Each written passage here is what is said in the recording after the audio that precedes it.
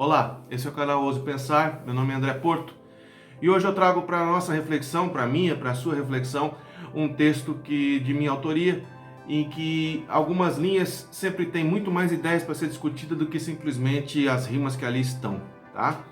O texto de hoje que eu trago chama-se Invejando o Bobo da Corte.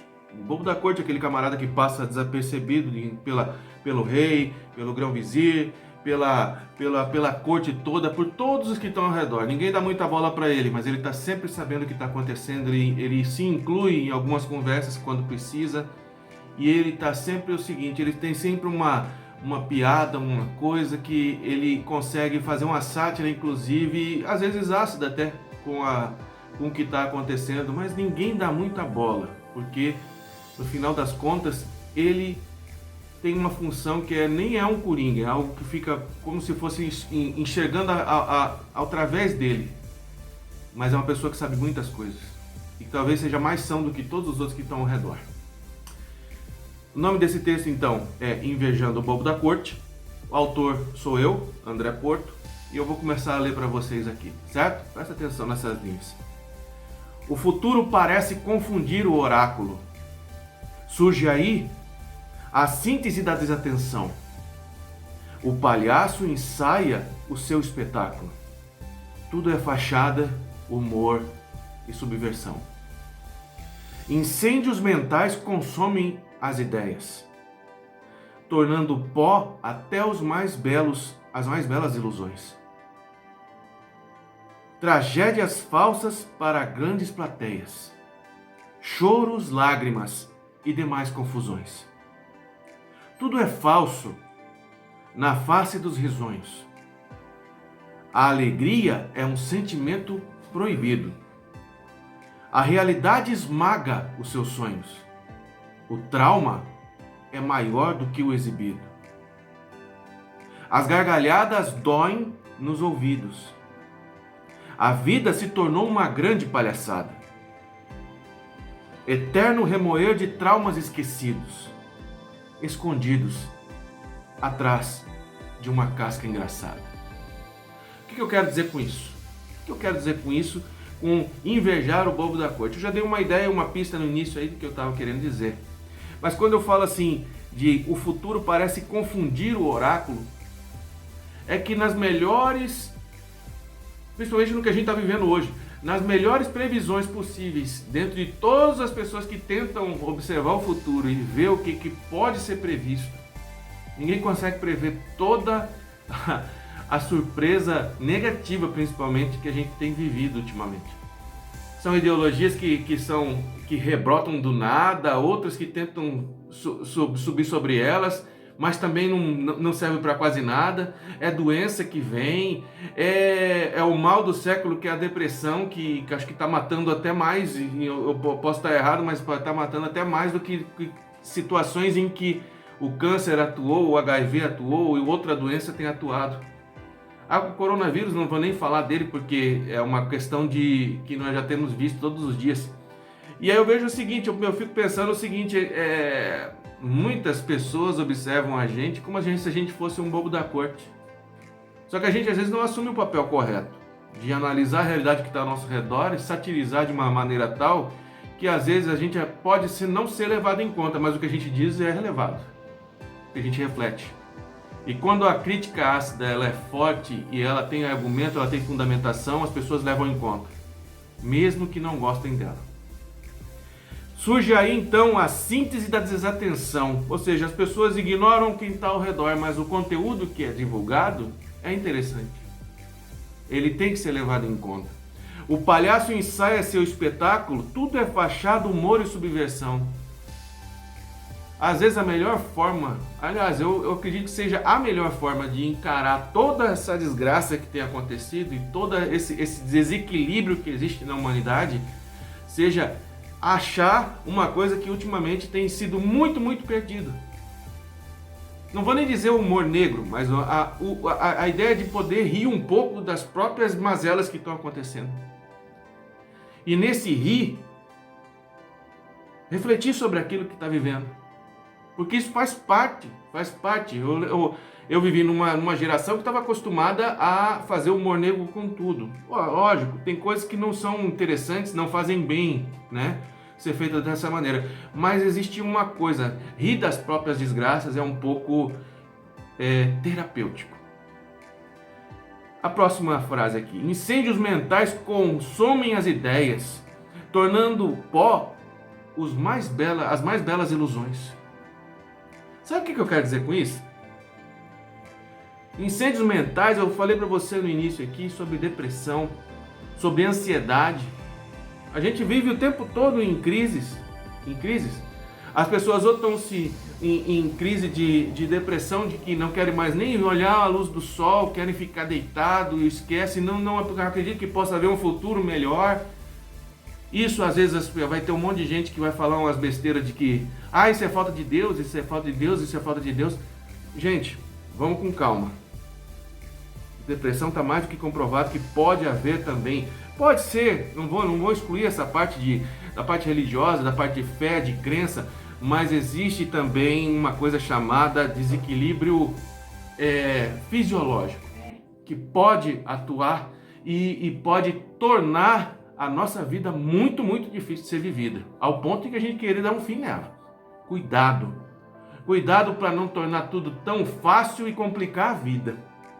De tão simples que se pensa que falar que é só Deus, só Deus, só Deus, se complica as coisas, porque as pessoas esquecem que, às vezes, com uma medicação, elas podem melhorar a existência dela muito, muito mais. Eu sou uma pessoa que faço tratamento de depressão e consigo seguir adiante através disso aí. A vida é muito mais fácil quando a gente faz um tratamento correto, quando a gente consegue equilibrar tudo de desequilíbrio que está dentro da nossa fisiologia, certo? Isso foi só uma coisa. Incêndios mentais que eu digo é o seguinte: as ideias, por mais que você tente pensar, quando você está em desequilíbrio mental, físico, espiritual também, é difícil as ideias conseguirem propagar de maneira positiva na sua cabeça. Tudo é incêndio, tudo é destruído. Você só pensa em coisas negativas, é pessimista. Quando você vai, e quando eu falei aqui de tornando pó até as mais belas ilusões, eu estava dizendo, sabe o que? É que quando você não pensa que pode existir um futuro melhor, você simplesmente joga isso fora. Queimou-se tudo, destruiu-se tudo. Não dá pra gente, ok? Mas existe uma saída para isso, existe. A primeira coisa que eu digo, comece a rir um pouco, comece a sorrir um pouco. Pode parecer meio sarcástico no início, mas isso vai fazer diferença, tá certo? Tragédias falsas para grandes plateias. Choros, lágrimas e grandes confusões. Sabe o que isso quer dizer? Tragédias falsas para grandes plateias. As pessoas nunca acreditam nas nossas tragédias pessoais, nas nossas mazelas, nas nossas dificuldades, porque elas não vivem a nossa vida. Mas elas acreditam no que elas vivem, certo? Quando a gente abre a boca e começa a falar sobre isso, as pessoas, para elas soa como tragédias falsas para as plateias que estão ouvindo. Cuidado para quem você diz as suas tragédias. Cuidado, porque pode ser que você está jogando um eco para o mundo que não quer nem repetir esse eco de volta para você. E você vai simplesmente se enterrar ainda mais, porque você vai sentir que você está sofrendo indiferença de todas as pessoas que estão ao seu redor. E você vai se sentir cada vez mais só. Se é para se sentir só, seja como o bobo da corte, que anda, observa e se inclui nas horas mais indesejáveis, de maneira muito, muito, muito, muito sintetizada, mas assertiva. Naquele local ele se coloca com humor e as pessoas não podem tirar ele de perto. A realidade esmaga os sonhos. O trauma é maior do que o exibido. O que eu quero dizer com isso? A realidade que cada um vive não pode ser explicada totalmente para as pessoas que estão ao redor. Por mais que elas tenham interesse, eu estou falando das pessoas que querem te ouvir. Por mais que as pessoas tenham interesse de ouvir, de realmente, elas acreditam que na dor que você está sentindo, na dificuldade, na ansiedade que você tem diante das situações que a vida tem enfrentado, aliás, que a vida tem colocado para você, por mais que isso seja real, que isso seja adequado, que isso ocorra, a realidade esmaga os nossos sonhos. Porque é isso que a gente tem vivido ultimamente. Ou é mentira que eu estou dizendo?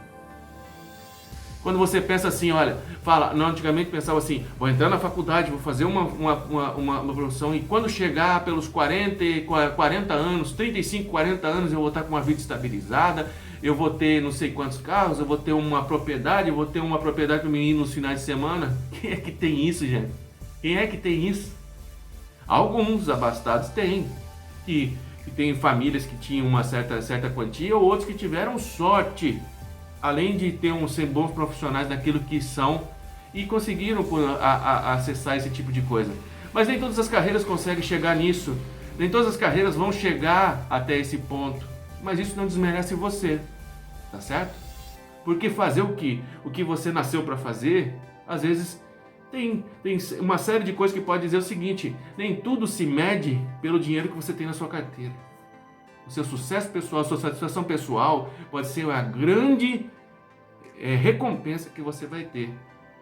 E não faltar, pelo menos, aquilo que a gente come, aquilo que a gente possa transportar para lá e para cá, e ter alguma coisa e tal, mas você ter uma vida em que não falte alguma coisa, ótimo, é isso.